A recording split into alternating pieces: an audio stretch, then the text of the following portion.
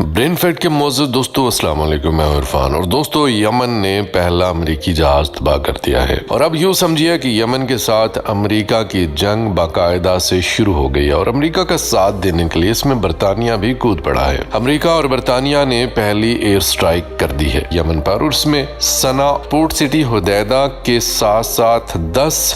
جگہوں کو نشانہ بنایا گیا ہے پینٹاگن کے مطابق۔ اس میں امریکہ اور برطانیہ نے دعویٰ کیا ہے کہ انہوں نے یمن کے حوثیوں کے خلاف ان جگہوں پر حملہ کیا ہے جہاں سے یہ ریڈ سی میں بحری جہازوں پر سٹرائک کرتے تھے، اور ایمونیشن ڈپو یعنی اسلحہ کا ذخیرہ جہاں پر ان کا تھا وہاں پر بھی حملہ کیا ہے۔ اب یہ جنگ بہت زیادہ پھیل چکی ہے دوستو۔ معاملہ بہت سادہ تھا، امریکہ کے لیے اسرائیل کو وحشیانہ کارروائیوں سے روکنا بہت آسان تھا، لیکن اس کی بجائے امریکہ ایک ایسی جنگ میں کود پڑا ہے جس کی اپنی جنگ نہیں تھی، لیکن وہ اسرائیل کی جنگ کو اپنی جنگ سمجھتا ہے۔ لیکن ہوتی تو کافی عرصے سے امریکہ کو للکار رہے تھے اور اس کو کہہ رہے تھے کہ آؤ ہمارے ساتھ ریڈ سی میں جنگ کرو۔ امریکہ اس سے دور بھاگ رہا تھا، لیکن پھر ہوتیوں نے ایک ایسا خطرناک کام کیا کہ امریکہ اور برطانیہ کو اس جنگ میں کودنا پڑا اور یمن پر ایئر سٹرائک کرنی پڑی، جو کہ آج صبح لگ بھگ 5 بجے کے قریب امریکہ اور برطانیہ نے یمن پر مختلف جگہوں پر حملے کر کے شروع کر دی۔ اس ایئر سٹرائک میں سعودی عرب اور قطر نے کس کا ساتھ دینے کا فیصلہ کیا، کیونکہ یہ بہت امپورٹنٹ ہے۔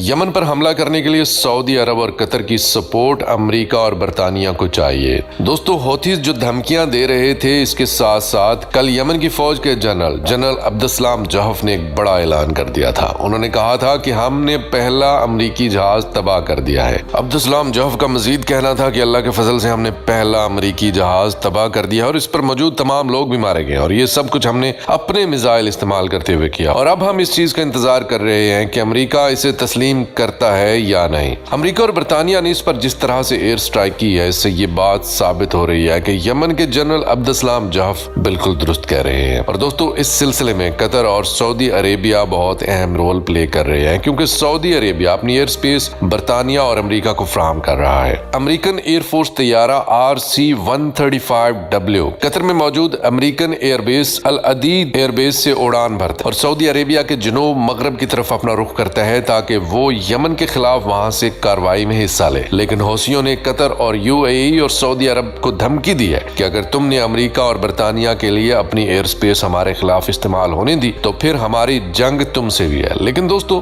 آپ کو یاد کراتے چلیں کہ UAE اور سعودی عربیہ پہلے سے ہی یمن کے خلاف جنگ لڑ رہے تھے، اور تب بھی سعودی عرب اور UAE کو امریکن سپورٹ حاصل تھی۔ اسی دوران دوستو، عمان نے ایک بہت بڑا اعلان کر دیا، اور یہ اعلان واضح طور پر حوثیوں کی مکمل سپورٹ ہے۔ عمان نے کہا ہے کہ وہ کسی ایسے ملٹری ایئر کرافٹ کو عمان کی ایئر سپیس استعمال نہیں کرنے دے گا جو کہ یمن پر حملہ کرنے کے لیے جا رہا ہوگا۔ دوستو، یہ ایک بہت بڑی خبر ہے۔ یمنی منسٹر آف ڈیفنس نے اس بات کا اعلان کیا ہے کہ ہمارے پاس وہ اسلحہ ہے جو تمہارے بحری جہازوں کو ڈبو دے گا، تمہارے جنگی جہازوں کو تباہ کر دے گا، اور تمہاری سب میرینز اور تمہارے ایئر کرافٹ کیریئرز کو بھی برباد کر دے گا، اور ریڈ سی تمہارا قبرستان بن جائے گا۔ اور دوستو، اس سے جڑی ہوئی ایک اور خبر وہ بھی بہت امپورٹنٹ ہے، اور وہ یہ کہ کل ایک خبر آئی تھی کہ ایک آئل ٹینکر عمان کی بندرگاہ کے قریب اغوا کر لیا گیا، اور اس کا کوئی سراغ نہیں لگ سکا تھا کہ یہ کہاں گیا، کیونکہ یہ ریڈ سی سے بہت دور ہے، اور ایسا لگ رہا تھا جیسے سمندری ڈاکوؤں نے اس جہاز کو اپنے قبضے میں لے لیا ہو۔ لیکن اب جو نیوز سامنے آ رہی ہے اور جو ایران کا میڈیا بتا رہا ہے، ایران کی تسنیم ایجنسی بتا رہی ہے، اور جو ایران نے تسلیم کیا ہے، اس کے مطابق ایران نے اس آئل ٹینکر کو، جس کا پہلے نام سویز رجن تھا،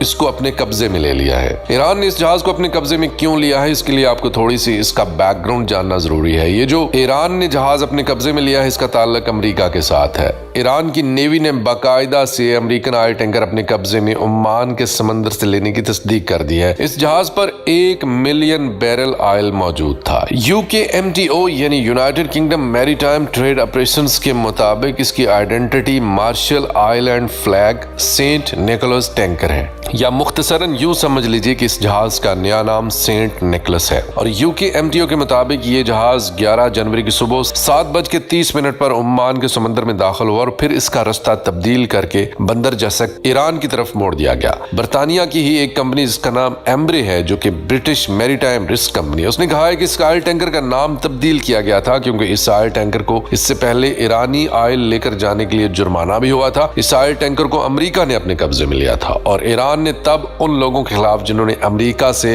इस सिलसिले में तावन किया था एक्शन भी लिया था। यानी जब यही ऑयल टैंकर ईरानी तेल लेकर जा रहा था तो इसी ऑयल टैंकर को अमेरिका ने अपने कब्जे में ले लिया था, और अब यही ऑयल टैंकर अपना नाम तब्दील करके जा रहा था तो ईरान ने ये ऑयल टैंकर अपने कब्जे में लेकर एक तरह से अमेरिका से अपना पुराना बदला चुका दिया। और ईरान ने ये सारा काम कोर्ट ऑर्डर्स पर किया है, यानी ईरानियन कोर्ट्स ने ऑर्डर जारी किया और ईरानियन नेवी ने इन ऑर्डर्स को मानते हुए इस ऑयल टैंकर को अपने कब्जे में ले लिया। और दोस्तों ये पहली दफा नहीं हुआ कोई जहाज अमेरिका ने अपने कब्जे में लिया हो। ईरान के अलावा मई 2022 में अमेरिका ने रशिया का भी एक जहाज अपने कब्जे में लिया था जिसका नाम था दी पैगास, जिसमें ईरानी तेल लोड था, और ये जहाज कैरिस्टोस यूनान के करीब कब्जे में लिया गया। इसी तरह फरवरी 2021 में अमेरिका ने एक और ईरानी तेल लेकर जाने वाला जहाज अमाराती शहर फुजीरा के करीब अपने कब्जे में लिया। इस पर मौजूद तेल को 110 मिलियन अमेरिकी डॉलर या $55 पर बैरल की कीमत पर बेच दिया गया। अमेरिका सीरिया से भी ऑयल चोरी कर रहा है और उसका बहाना वो ये करता है कि वो दहशतगर्दी के खिलाफ ऑपरेशन कर रहा है, इसलिए वो सीरिया का तेल यूज कर रहा है। अगस्त 2022 में सीरियन ऑयल मिनिस्ट्री ने अमेरिका पर इल्जाम लगाया कि वो सीरिया का 66,000 बैरल ऑयल पर डे चोरी कर रहा है, जो कि उसकी टोटल ऑयल प्रोडक्शन का 80% बनता है। दोस्तों ईरान के इस अमल से भी अमेरिका और हौसियों के खिलाफ ये लड़ाई मजीद भड़केगी और ये जंग शायद पूरे मिडिल ईस्ट को अपने लपेट में ले ले। और दोस्तों यहाँ पर एक ताजा तरीन ब्रेकिंग न्यूज ये है कि फ्रांस ने बाकायदा से ऐलान कर दिया है कि वो यूएस एंटी हौसी इत्तेहाद का हिस्सा अब नहीं है, उसने अपने रास्ते अलग कर लिए हैं। और इसी बीच जब हौसियों और अमेरिका और बरतानिया के दरमियान एक फुल स्केल वार शुरू हो चुकी है, यमनी हौसियों के ग्रुप ने अल जजीरा को बताया कि अगर अमेरिका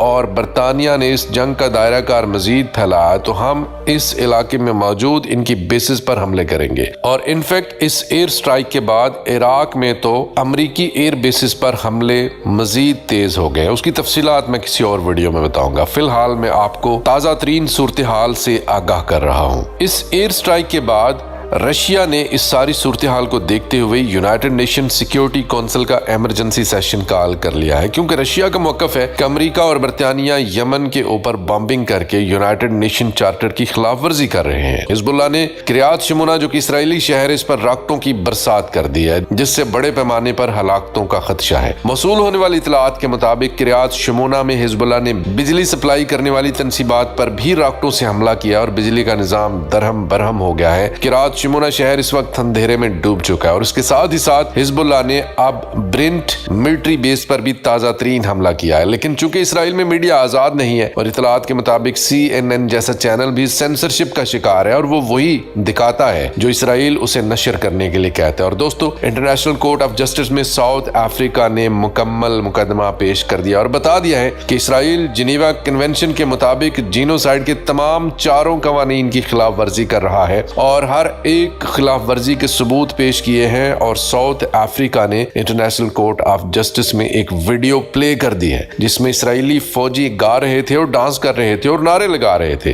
कि कोई सिविलियन इनोसेंट यानी मासूम नहीं है। क्लोजिंग रिमार्क्स देते हुए साउथ अफ्रीका की तरफ से पेश होने वाली आयरिश वकील ने कहा कि हर दिन 247 फलस्तीनी मारे जा रहे हैं, हर 6 मिनट में एक फलस्तीनी शहीद हो रहा है, हर 2 घंटे में 48 माएं शहीद हो रही हैं और हर 5 घंटे में 117 बच्चे शहीद हो रहे हैं और हर दिन 10 बच्चों के हाथ पांव काटने की जरूरत पड़ती है, वो भी उनको एनेस्थीसिया दिए बगैर, यानी बेहोशी के बगैर या उनको जगह सुन करने वाली दवाई के बगैर उनके हाथ पांव काटने पड़ते हैं, क्योंकि वो इतनी बुरी तरह से जख्मी होते हैं कि उनको काटने के अलावा और कोई चारा नहीं है। दोस्तों अंदाजा करें कि बिना एनेस्थीसिया के हाथ पांव काटना किस कदर तकलीफ दे काम है, इसका सिर्फ अंदाजा लगाया जा सकता है।